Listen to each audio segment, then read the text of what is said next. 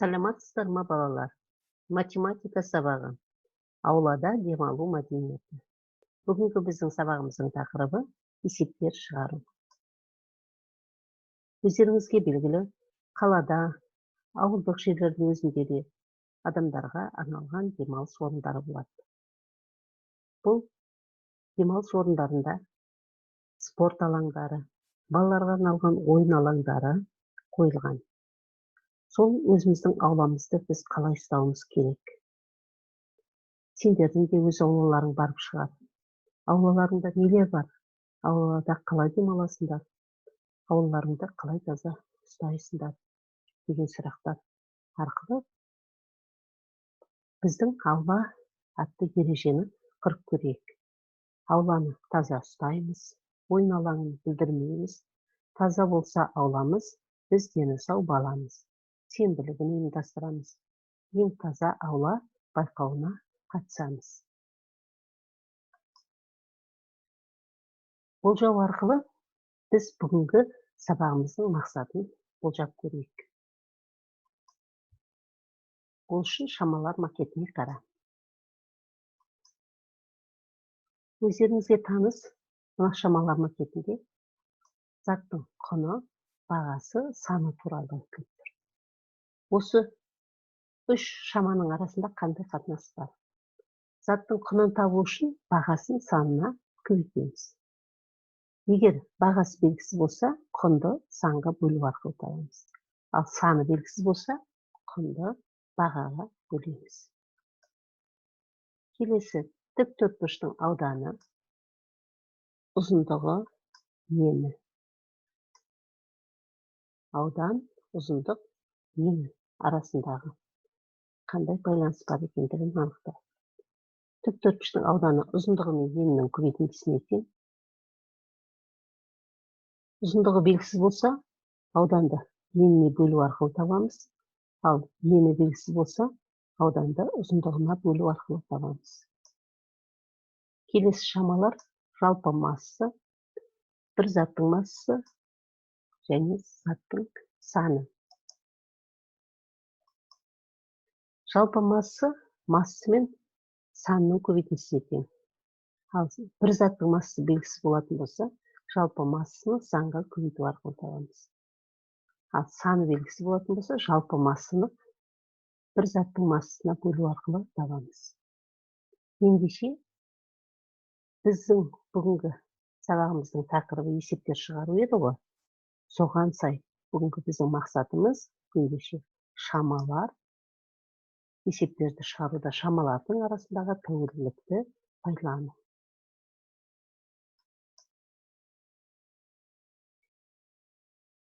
Бірінші тапсырма. Аулада ұзындығы 9 метр, ені 7 метр болатын балалар алаңы салынды. Балалар алаңының ауданы қандай?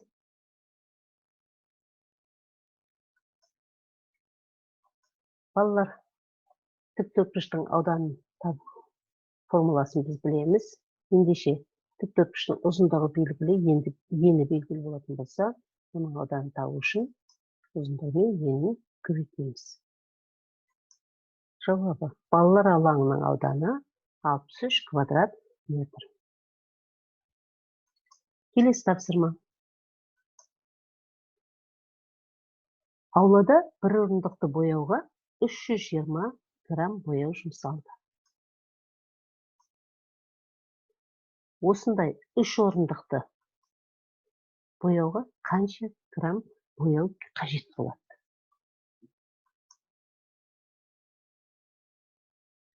Бізге не белгілі?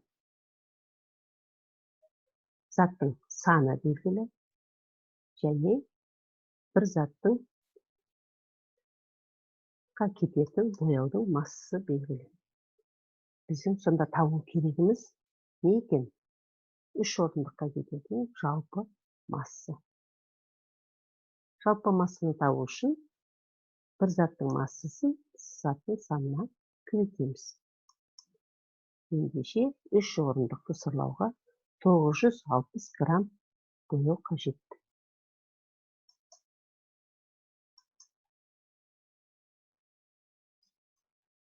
Ауладағы келесі тапсырма. Ауладағы теннис ойнайтын үстелдің ауданы 190 квадрат метр. Егер ені 8 метр болатын болса, онда үстелдің ұзындығы қанша болғаны? Үстелдің ұзындығын табуымыз керек. Тіктөртпештің ауданын табудың формуласын білеміз. Тіктөртпештің ауданы ұзындығы мен енінің көбейтіндісіне келеді. Енді бізге ұзындығы белгісіз болған уақытта ауданын еніне бөлу арқылы табамыз. Ауданы 192 квадрат метрді 8 метрге бөлсек, ұзындығы 24 метр екендігін таптық. Жауабы теннис үстелінің ұзындығы 24 метр. Келесі 5-ші тапсырмаға назар аударайық. Сырымның туған күнінде достары аулада аспанға әртүрлі батпырауықтар ұшырып ойнады. Батпырауықтардың ауданын анықта. Батпырауықтардың пішіні өздеріңізге белгілі, әртүрлі пішінде жасауға болады. Бірінші суреттегі батпырауықтың пішіні қандай екен? Шаршы тәріздес. Оның ауданын табуымыз қажет. Шаршының ауданы екі қабырғасының көбейтіндісіне тең. Шешуі. Қабырғасы 9 дециметр болатын болса, шаршының ауданы 81 квадрат дециметрге тең болды. Келесі, екінші суреттегі батпырауықтың ауданын қалай табамыз? Ол үшін келесі батпырауықтың пішініне назар аударайық. Батпырауықтың пішіні тікбұрышты үшбұрыш және екі тікбұрышты үшбұрыштың қосындысы түрінде берілген. Ендеше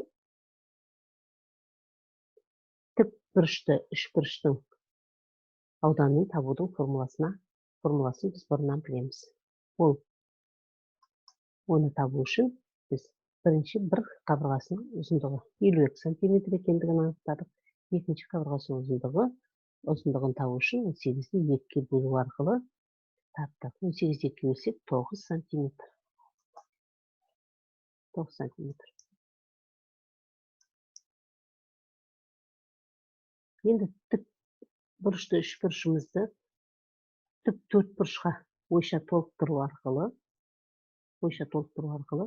оның ауданын табуды табамыз. 52 мен 9-ның көбейтіндісін 2-ге бөлсек, біз тік бұрышты үшбұрыштың ауданын таптық. Енді бір тік бұрышты үшбұрыштың ауданын таптық. Енді екеуін табу үшін оны 2-ге көбейту арқылы жалпы батпырауықтың ауданын табамыз. Бұл 468 квадрат сантиметрге тең екен. Ендеше біздер пішіндердің ауданын есептей алдық. Бүгінгі сабағымызды